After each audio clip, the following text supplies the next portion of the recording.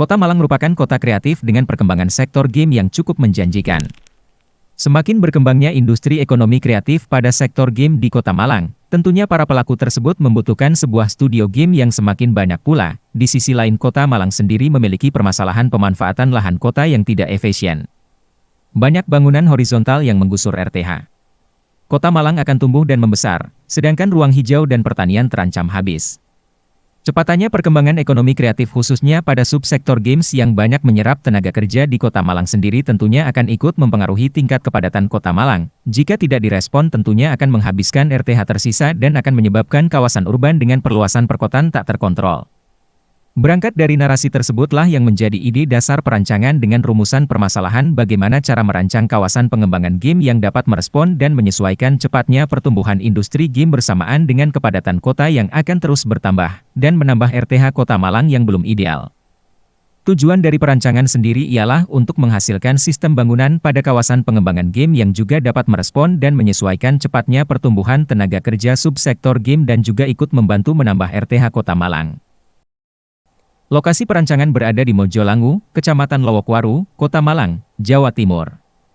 Tapak memiliki luasan 21.252 meter persegi dan terdapat kondisi khusus yaitu dilalui oleh saluran irigasi kota. Pada sisi selatan yang menghadap ke jalan utama merupakan lahan peruntukan RTH Kota Malang.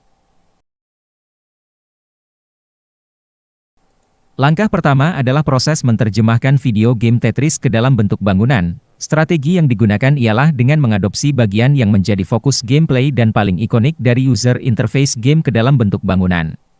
Setelah mendapatkan hasil akhir dari olah bentuk Tetris, langkah selanjutnya adalah penyesuaian dengan peraturan tapak seperti GSB dan GSS. Bentuk dasar yang sudah diterjemahkan sebelumnya diletakkan pada tapak. Lalu, dilakukan penambahan massa pada elevasi dasar untuk kebutuhan utilitas vertikal sekaligus menjadi pedestal untuk mempertegas antara massa bentuk metafora dan permukaan tanah dasar.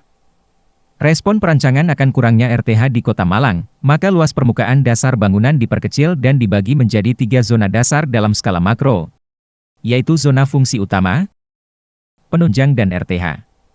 Pada tapak, orientasi bukaan yang baik berada pada arah selatan, sehingga sebagian bentuk dirotasi menghadap arah selatan untuk kebutuhan ruang-ruang tertentu dan menambahkan jembatan penghubung antar bangunan.